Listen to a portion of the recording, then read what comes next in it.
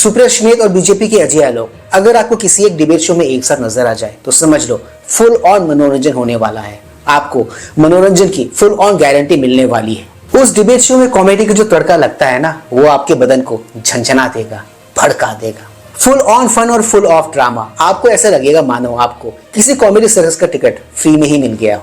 अच्छा, आजकल जो न्यूज चैनल्स पे डिबेट शोज चल रहे हैं उसका सेंटर ऑफ पॉइंट क्या है आपको पता है? तो उसका जवाब मैं आपको देता हूँ। उसका सेंटर ऑफ पॉइंट है बिहार इलेक्शन। जी हाँ, जितने भी डिबेट शोज आप देख रहे हो, जितने भी डिबेट शोज न्यूज चैनल्स पे कराए जा रहे हैं इन दिनों, सोशल मीडिया पे भी इनफैक्ट जितनी भी बातें हो रही है, उन सबका सेंटर ऑफ पॉइंट, उन सबका सेंटर, उन सबका फोकस एक ही है, बिहार इलेक्शन। बहुत लोग ये बात कह रहे हैं कि इस इलेक्शन में ऐसा कुछ हो रहा है जो इससे पहले किसी और इलेक्शन में कभी नहीं हुआ है, और वो है अवैध वोटर्स यानी कि इलीगल वोटर्स की छटाई और उनको वोटर लिस्ट से बाहर निकाला जाना। ठीक वैसे ही जिस तरह एक बाल को आप अपने खाने से निकाल के बाहर फेंकते हो, तो इन इलीगल वोटर्स को भी ठीक वैसे ही बाहर निकाल के फेंका जा रहा है। अब आप ये बात मानो या ना मानो, है कुछ पार्टियां इस देश में ऐसी भी जिनका कोर वोट बैंक यही इलीगल वोटर्स है। अच्छा लगे बुरा लगे, सच कड़वा होता है। और याद रखना दोस्तों, वोटर लिस्ट में इन इलीगल वोटर्स की प्रेजेंस मतलब लोकतंत्र को खतरा, क्योंकि जिस पर्टिकुलर सोच को ये लोग बिलोंग करते हैं वहां पर लोकतंत्र के लिए कोई जगह ही नहीं है।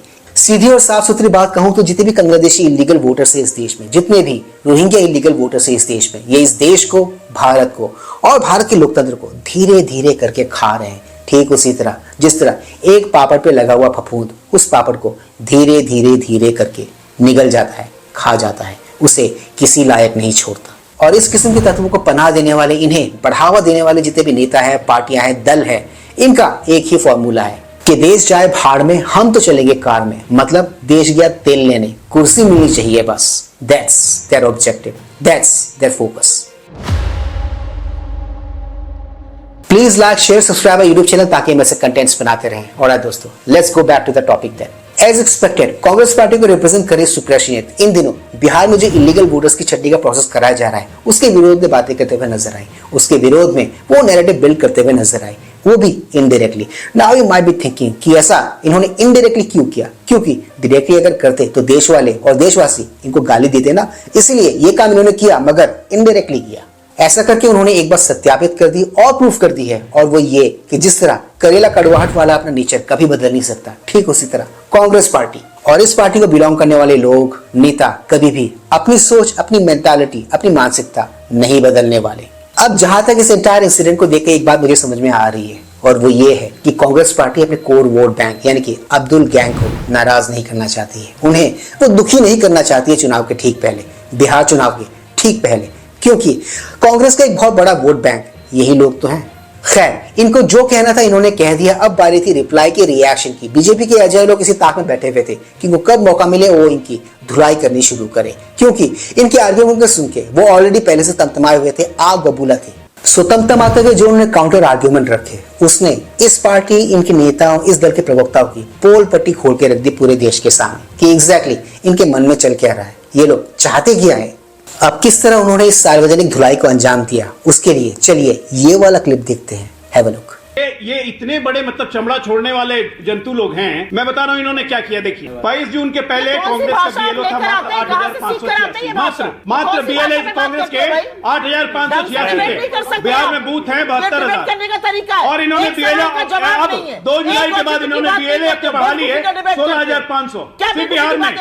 ये इस तरह से चमड़ा छोड़ते हैं। सीपीएम ने 76 से 578, 681%। सीपीआई वाले ने अपने बीएलए बढ़ा दिए 12 से 71, 446%। फर्रा नहीं है, आपकी सच्चाई है। फर्रा फर्रू आप ही करते रहते हैं। देखो, एक बात तो तय है कि कांग्रेस पार्टी और जितने भी विपक्षी दल बिहार में एनडीए के अगेंस्ट, बीजेपी के अगेंस्ट चुनाव लड़ रहे हैं, वो लोग अभी से एक नैरेटिव तैयार करने में लग गए हैं कि अगर वो बिहार में इलेक्शन हारते हैं, बिहार में चुनाव हारते हैं, तो उसके पीछे जिम्मेदार होगा सिर्फ और सिर्फ ईसी, मोदी, बीजेपी और एनडीए।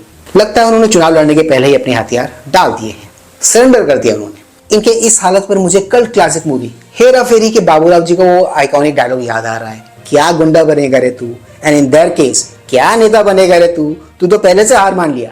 और सोचो हमारे देश का विपक्ष इस एंटायर मुद्दे के इर्द गिर्द किस किस्म की, किस तरह की नैरेटिव बनाने की कोशिश कर रहा है, किस किस्म की मैसेजिंग को वो लोगों तक पहुंचाने की कोशिश कर रहा है। क्या इन्होंने हमारे देश और देशवासियों को इतना बेवकूफ समझ के रखा हुआ है, इतना चूर समझ के रखा हुआ है? रियली और है ऐसे कुछ नेता और दल जो इस इंटायर मुहिम की मुखालफत कर रहे हैं, इसके विरोध में खड़े हैं, इसके विरोध में बातें कर रहे हैं। उनका क्या है, उनके पास तो पैसा है, वो तो विदेश में कट लेंगे। आम आदमी कहाँ जाएगा, सोचना जरूर। देखो, इलीगल वोटर्स और अवैध नागरिकों को लेकर मेरी एक ही राय है, एक ही सोच है, और वो ये कि जिस तरह आप एक बियर की खाली बोतल को बाहर फेंक देते, ठीक उसी तरह इनको भी देश के बाहर फेंके जाने की जरूरत है। जिस तरह आप चाहकर भी ड्रम स्टिक के पकौड़े नहीं बना सकते, ठीक उसी तरह इन जितने भी अवैध बांग्लादेशी है, इनकी मानसिकता को भी आप बदल नहीं सकते। जो आप रात की सड़ी हुई सब्जी, रात की बची हुई बासी सब्जी के साथ करते हो, उठा के बाहर फेंक देते हो, ठीक इसी तरह इनको भी देश के बाहर फेंक देने जाने की जरूरत है। तो दोस्तों, आज के इस व्लॉग में सिर्फ इतना ही। मैं मिलूंगा आप सबके साथ अपने अगले व्लॉग में। एनईएस,